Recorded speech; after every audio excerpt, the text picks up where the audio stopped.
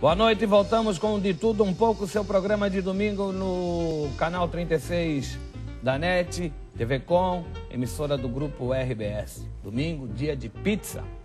Estamos a 10 dias do Natal, coisa linda. Verão chegando, rapaz. As histórias contadas por Max Gonçalves no seu livro lançado quinta-feira em Floripa cativam, surpreendem, espantam e causam perplexidade. Mostram ao leitor como duas mulheres se transformam para alcançar a dignidade de se sentirem seres humanos em circunstâncias em que os direitos humanos não existem. Max Gonçalves, o pessoal de Floripa já conhece bem, está aqui ao meu lado. Carioca, bonito, inteligente, que coisa boa. Sedutor, amante do sol, da boemia, do piano ao cair da tarde. Ganhou muito dinheiro e soube gastá-lo também muito bem. Tanto que hoje mora em Miami, sozinho, na Ocean Drive. Mas também pode estar em Portugal num casamento, como foi recentemente do Wilfredo Gomes, como em Punta del Este ou no México, num campeonato de pôquer. Ou conversando com Bill Gates no Vale do Silício. Foi o criador da Fenasoft, numa época em que a internet ainda era vista com desconfiança. Hoje todos têm o seu tablet, o seu smartphone e o seu Note. Muitos com 4, 5 anos de idade. Ligados no mundo. Prazer recebê-lo, meu amigo Max Gonçalves. Prazer estar contigo. Eu tenho um carinho especial pelo Cacau de tantos e tantos anos aqui nessa ilha. De alguma forma, Cacau, você é o maior historiador dessa ilha. Então, quando eu quero me lembrar de alguma coisa, eu vou procurar as tuas colunas. Então... Como está você, que já modificou as nossas vidas? É muito bom, né? Muito bom. Como está? Muito bem. Eu acho que é muito bom a gente voltar, sabe? Eu tinha muita vontade de lançar esse primeiro livro aqui. E quando eu decidi, eu digo, vou fazer, vou lançar, vou entrar nessa guerra de lançar um livro. Eu queria fazer as coisas direitas, pelo caminho certo, não fazer um negócio de eu estou fazendo um livro para distribuir para as pessoas. Não, eu quero entrar, quero brigar, é um espaço novo, é um segundo tempo na minha vida. Está entrando como um escritor profissional. Eu é no segundo tempo, vou me arriscar, vou vender, não vou vender, não sei, mas já estão outros sendo preparados. Tem um que você deu a honra de fazer o prefácio, que a gente está lançando em fevereiro. Então, é uma vida nova. E é uma coisa muito boa, que é o direito que a gente tem de viver o segundo tempo, Cacau. Eu acho que, sabe, passou aqueles anos que você foi empresário, foi ótimo, tivemos bastante sucesso, mas de repente você tem que fazer mais alguma coisa. Ou menos. Mas fazer menos com resultado, porque ficar parado, eu digo, não dá, eu não tenho espírito. Você quer dizer que não é só o tempo inteiro correr atrás do dinheiro?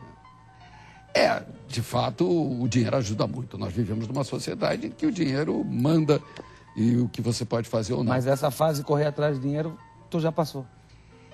Cacau, eu acho que depois de um certo tempo, isso eu já tinha na minha cabeça na hora que a gente teve uma empresa de muito sucesso.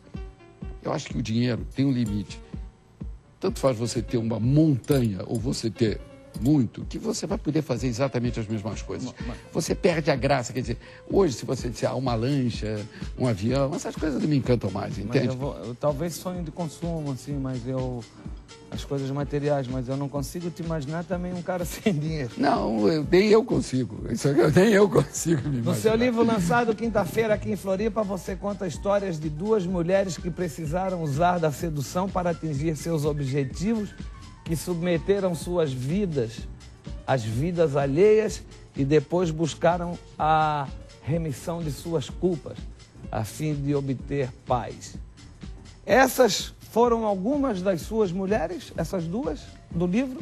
Não, são mulheres verdadeiras, são mulheres que eu tive a sorte de encontrar e que aceitaram que eu novelizasse parte da vida delas. Mas, evidentemente, Cacau, sempre que a gente escreve muito de nós mesmos. Eu até no começo do livro falo isso, né? Que quando a gente se imagina escrevendo sobre os outros, na realidade a gente está escrevendo sobre nós mesmos. Um pouco de nós está ali dentro de todos aqueles personagens que a gente, verdadeiros ou não, que a gente acaba escrevendo sobre. Então tem muito da minha vida, da experiência que eu tive, entende? A mulher indiana, eu sempre tive um contato com a Índia, a parte de tecnologia sempre foi muito desenvolvida na Índia, muito da FenaSoft foi feito na Índia, com indianos, muitos foram sempre nossos expositores, muito da tecnologia que a gente apresentou e aproveitou no Brasil nasceu na Índia, é um país que forma ainda 300, 400 mil engenheiros por ano. Então a Índia sempre teve um fascínio muito grande por mim. E para quem vai à Índia, você começa a entender coisas.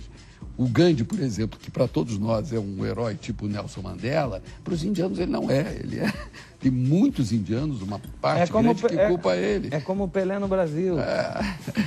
Entende? Então, aí você começa a sentir aquilo. A Argentina foi uma época horrível no Brasil. Mas você está citando Índia e Argentina, esses países, por quê? Porque uma das mulheres é indiana. Ah, tá. Que eu escrevi a vida dela, o fato dela, e a outra é argentina. Essa mulher indiana, são muitas mulheres que você ouviu? Não, foi uma mulher Uma mulher especificamente. E era uma história tão fascinante que mereceu...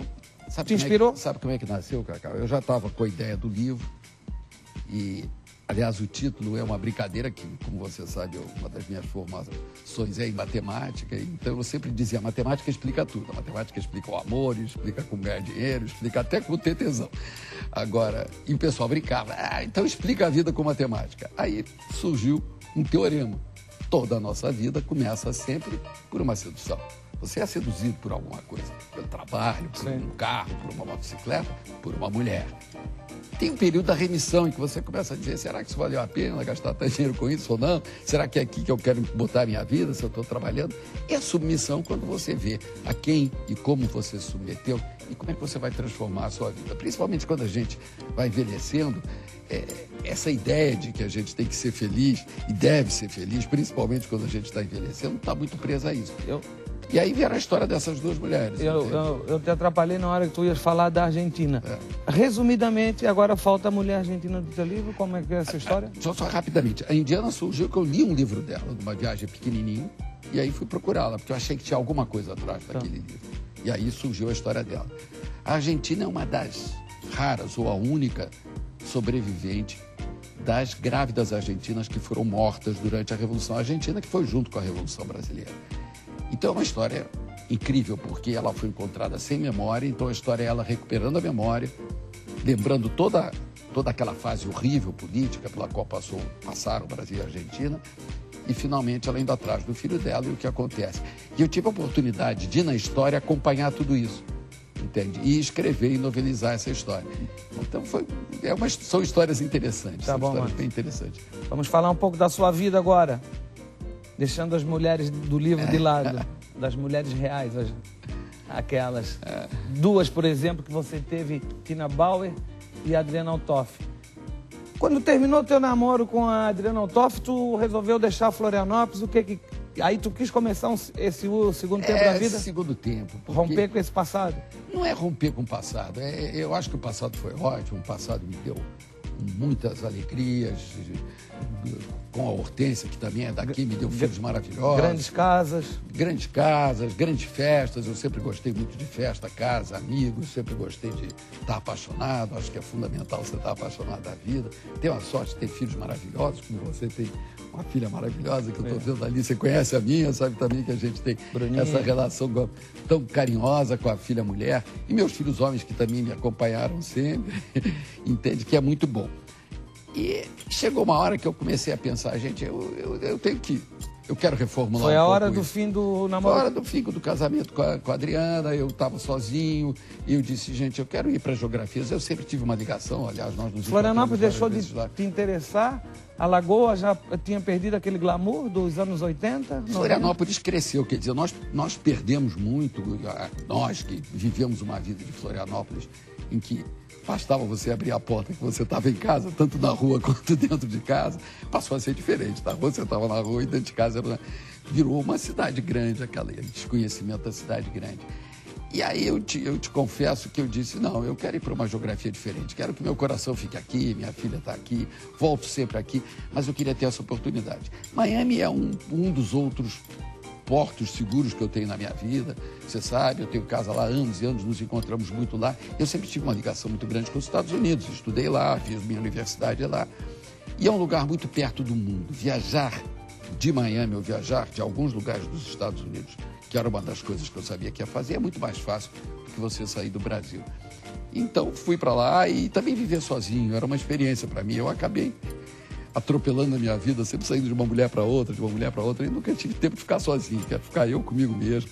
Eu brinco agora, eu falo sozinho. Antigamente eu só falava com elas. Não falei que o homem era sedutor?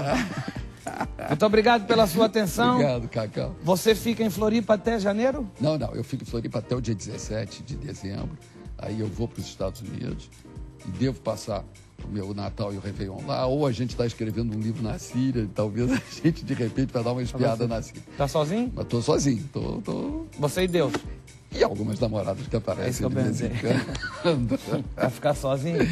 Eu quero mandar um beijo para tua filha. Valeu.